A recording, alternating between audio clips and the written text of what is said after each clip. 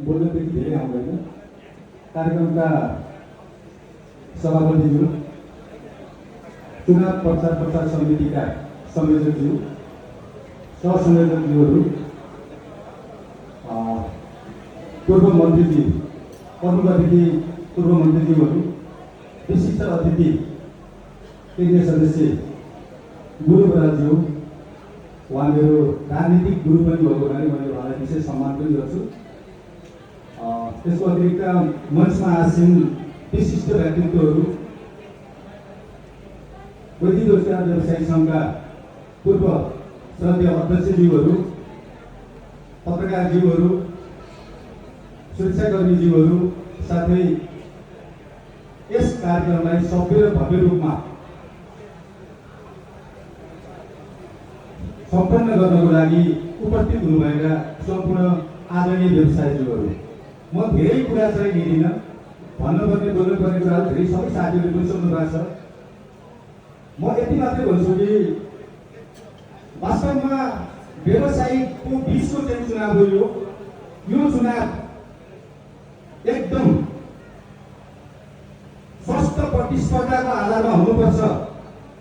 जसले जिते पनि व्यवसायले जित्ने हो, व्यवसायले हार्नु हुँदैन, व्यवसायले हार्नु हुँदैन भन्ने मान्यताको चुनाव हो।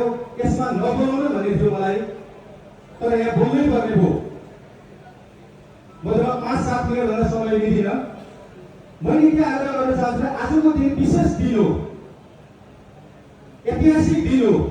कुन अर्थमा भने जब जब देशमा सङ्कट आएको थियो, देशमा अशान्ति थियो, त्यो बेलामा देशमा शान्ति स्थापना गर्नको लागि नेपाली काङ्ग्रेस र नेकपा माओवादी बीच विस्तृत शान्ति सम्झौतामा हस्ताक्षर भएर देश शान्तिको बाटोमा गएको थियो। त्यसै गरी वैदेशिक रोजगारभित्रका विसङ्गति विकृतिहरूलाई, यो भित्रका अवांछित तत्त्वहरूलाई निम्त्याउन पार्नको लागि आज नेपाली काङ्ग्रेस र नेकपा माओवादी केन्द्र हामीले कुनै सत्ताको समीकरणमा कुरा गरेका छैनौँ। हाम्रो व्यवसायको कुरा गरेका छौँ। हामीलाई सत्ता राजनीतिमा के छ, हामीलाई डजन म्याटर, त्यो हाम्रो म्याटर होइन। हामीलाई हाम्रो व्यवसाय रहने त्यो ठुलो कुरो हो। त्यो कारणले गर्दा आजको दिन ऐतिहासिक दिन छ। श्रद्धेय गिरिजाप्रसाद कोइराला, स्वर्गीय गिरिजाप्रसाद कोइरालाले आज स्वर्गबाट चाहिँ हामीलाई आशीर्वाद दिनुभएको छ। आज हाम्रो पूर्व प्रधानमन्त्री पुष्पकमल दाहाल प्रचण्ड प्रगति खुसी हुनुहुन्छ होला। सायद आज हामी व्यवसाय बचाउनको लागि एक ठाउँमा आज उभिएका छौँ। हिजो केही दुर्नीति साथीहरू, भन्नुपर्दा हाम्रै पूर्व हाम्रै नेता भनौँ साथीहरू जो डुङ सामाको के एयरपोर्टतिर रोजगार विभागतिर डुङ बनाउनु थियो, हिजो यहाँ नजिकै आएर नामै सुन्नुपर्ने गरी गराएर जानुभएछ। उहाँको बारेमा मलाई खास भन्ने पनि थिएन। उनीहरूलाई म धिक्का बाहेक पनि भन्न चाहन्नथेँ, र पनि उहाँले हिजो आएर अङ्ग्रेजीमा, गणितमा, के भाषामा गाली पनि गरेर जानुभयो। त्यो उहाँहरूको हार मानसिकताको उपज हो। हिजो तपाईँलाई वैदेशिक रोजगार व्यवसायी सङ्घको छात्र सङ्गठनको महासचिव बनाउँदा तपाईँलाई विधि बनाउन, विधान बनाउन कहिले सुनाउनु थियो? त्यो बेलामा तपाईँले डाक्टर पास गरेको, डिग्री पास गरेको मान्छे बाहेक यति पढेको मान्छे हुनुहुँदैन भनेर लोकसभा आयोगमा जसरी इक्जाम लिन्छ त्यसरी तपाईँले विधि विधान बनाउने बेलामा तपाईँ वैदेशिक रोजगार विभागको गेटमा ब्ल्याक लेबल कालो पट्टा काटेर चाहिँ विभागका कर्मचारीसँग बोलमोलाई गरेर बस्ने, सिमिट मुठीबाट सिन्डिकेट हाल्नेहरूसँग तपाईँ चाहिँ बन्द कोठामा तपाईँ चाहिँ दुनियाँ टिकटबाजी गरेर बस्ने, अहिले आएर हाम्रो चाहिँ सिन्डिकेटको विरुद्धमा लागेका तमाम व्यवसायीहरूलाई तपाईँ लान्छुन लाएर जाने कति छ तपाईँको योग्यता? हिजो भन्नुभयो तपाईँ 2 डिग्री 3 डिग्री, मसँग छ 3 डिग्री, कुन फर्ममा पाउनुहुन्छ आउनुहोस्, म तपाईँसँग इन्ट्याक्सन गर्न तयार छु। तर खबरदार, यो चुनाव मात्र होइन, यो हाम्रो व्यवसाय रहने कि नरहने भन्ने एउटा चुनौती हो। यसलाई चुनावको रूपमा लिनुभयो भने ठुलो गल्ती हुनेछ। 81 सालका 4 दिन कालो पट्टा र कालो रक्सीको पछि आदरणीय व्यवसायहरू नमस्कार गर्न लाग्नु होला। तपाईँ दुईटा रक्सी खान 3 करोड ढौली राखेर वैदेशिक देशमा लाग्नु भएको छ। हामी हाम्रो योग्यता र क्षमताले खान सक्छौँ। यिनका पछि आएर चोकमा घाटमा कालो पट्टा र कालो रक्सी खानु पर्ने छैन। मलाई थाहा छ यिनीहरूले बोलाएर घाटमा पैसा बाँड्ने अवस्था छ। दिन मनधाममा सक्नु भएन भने 2082 सालमा झोला झुकी जाँदा सबै बोकेर गाउँमा जाने कोलाको ठेला खाने व्यवस्था नरहन सक्छ। यिनीहरूको तयारीमा छन्, त्यो कुरा बुझ्न आवश्यक छ। मैले एकदम बौद्धिक व्यवसायिक साथीहरूलाई मैले धेरै शिक्षा दिन चाहन्न, तर विवेक प्रयोग गर्नुहोस्। हामीसँग धेरै समय छैन, जम्मा 4 दिन समय छ। यो 17 जनाको हार भुवन सिंह गुरुङको कमानमा रहेको 17 जना टोलीको हार भनेको 1700 व्यवसायीको हार हो, 1700 व्यवसायीका परिवारको हार हो, देशको हार हो, देशको अन्धकारको चाहिँ दिन हुनेछ। देश 2082 साल हाम्रो लागि कालो भएर आउनेछ। विचार गर्नुहोस्। फोन गरिसकेपछि जहिले कुनै अब छैन। हामीले गल्ती गर्यौँ भने तपाईँले अहिले चाहिँ भन्ने छुट छैन। प्रयास गर्नुहोस्, अझ पनि समय छ। यिनीहरू सिन्डिकेटधारी हुन्। एकजना साथीले भन्नुभयो, म त सदस्य हुँदै सचिव हुँदै के हुँदै कहाँ आइसकेँ। तपाईँको कर्तव्यहरू यहाँ भन्नुपर्छ। मैले तपाईँले बिना मैले कुनै जस्तो विवाद कुरोको अर्थ हामीले बुझेका छौँ। तपाईँले त्यसको तर्क राख्नु भएको छ, तपाईँले कुनै सिटको बाँध्नु भएको छैन। अहिले उहाँले चाहिँ हाम्रै महासचिवको प्रतिनिधि भएर तपाईँलाई उठ्नुभएको छ।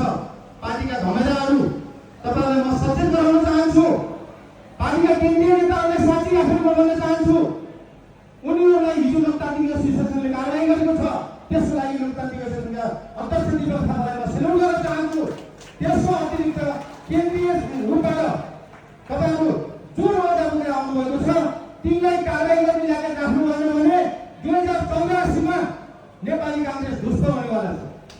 यिनीहरूलाई वडा तहसम्म पनि राजनीतिबाट बर्थित गर्नुपर्छ, वञ्चित गर्नुपर्छ। मेरो आग्रह हो पार्टीका श्रद्धेय नेताहरू। अर्को कुरा मैले के भन्नुपर्छ भने, व्यवसायी साथीहरू, हामी राजनीति गर्न आएको होइन। हामी पेसा व्यवसाय अगाडेर हामी स्वतन्त्र रूपमा आफ्नो पेसा गरौँ भन्न आएको हो।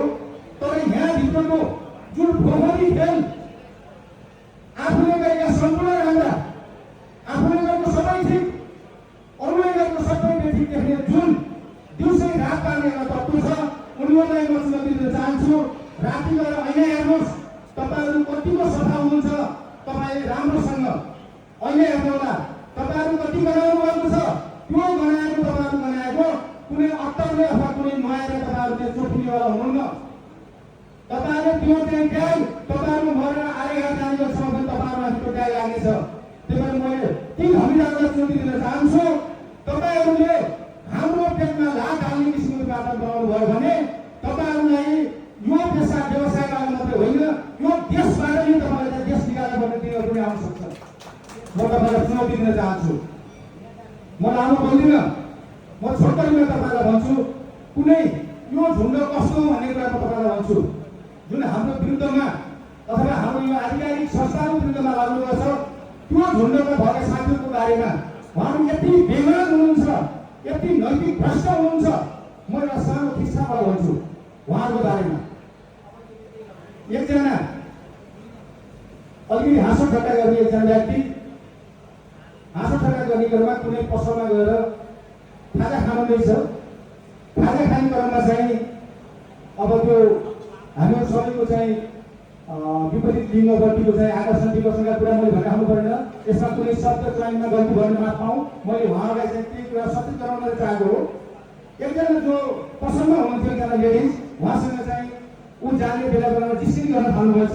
गर्दा गर्दै अब लैङ्गिक कुराहरू आए, उहाँको बिचमा चाहिँ सामान्य नजिक हुँदै जानुभयो उहाँहरू। त्यसपछि ऊ पनि अलिक फटाफटमा थियो। उसले सबै कुराहरू भइसकेपछि चाहिँ त्यहाँबाट टर्न गऱ्यो उसलाई। त्यसपछि उसले के गरेछ भने, तिमीले मसँग त जान्छु त भनेको छौ, तर म त चोर छुरी खोटी गर्न भनेछ उसले। ठिक छ, लेखले भन्नुभएको छ, ठिक छ, चोर हुनुहुन्छ भने तपाईँ चोरी ल्याएको हात हात खाउँला, चोर सजाय लगाउनु न त भोलि सुनाउला भन्छ। छोड्ने कुनै छैन। होइन, म त फेरि अर्को पनि आउँदैन आउनु भन्दैछु फेरि। अन्यथा आउनुहोस् है। होइन, अर्को ल्याएर फेरि अर्को भयो भने 3 जना भइन्छ, मिलेर काम गर्छु, म माइली हुँदा को कान्छी हुन्छ, मिलाउँदा भन्दैछ फेरि। होइन, म त जडिया छु नि भन्छ। ठिक छ, जडिया भयो, म के खानु त्यो म बनाइदिन्छु, रसी खानुलाई ठिकै छ भन्छ। अन्तिममा त्यसले के भन्छ भने, उसलाई छुट्टाएर गर्नुको लागि म त बेमान पनि छु नि भन्छ। ए त्यसो म त जान्न। चाहिँ त्यो शब्दले मात्रै उनीहरूको बिचमा चाहिँ डिभोर्स अथवा उनीहरूको बिचमा चाहिँ ग्याप रह्यो। त्यसमै उहाँहरू चाहिँ बेमार हुनुहुन्छ। संसारमा सबै कुराको औषधि छ, बेमार औषधि छैन। बेमार गर्नुमा उहाँहरू बेमार गर्नुभएको छ, राजनीतिक बेमार गर्नुहुन्छ, व्यवसायिक बेमार गर्नुभएको छ। उहाँहरू बेमार हो, उहाँले पार्टीलाई याद गर्नुभएको छ, सङ्गठनलाई याद गर्नुभएको छ। मैले गाली गर्न नचाहने पनि गाली गरेँ। कुनै शब्दमा तलमाथि पनि भाषण गर्ने चाहिँ कुनै क्षमता कला छैन, त्यसलाई म सही भन्न चाहन्छु। तर कहिले पनि बेमारलाई साथ नदिँदा भगवान कृष्णले पनि हामीले महाभारत रामायण पढेका छौँ, महाभारत पढेका छौँ। भगवान कृष्णले पनि सत्यको साथ दिनुभएको हो, न्यायको साथ दिनुभएको हो। न्यायको लडाइँमा उहाँ खम्बा चाहिँ चट्टानी अडालिएर दिनुभएको हो। त्यसरी नै हामी तमाम व्यवसायहरू भगवान कृष्ण जस्तो न्यायको लडाइँको लागि चट्टानी अडालिएर 29 गतेसम्म भगवान सिंह गुरुङको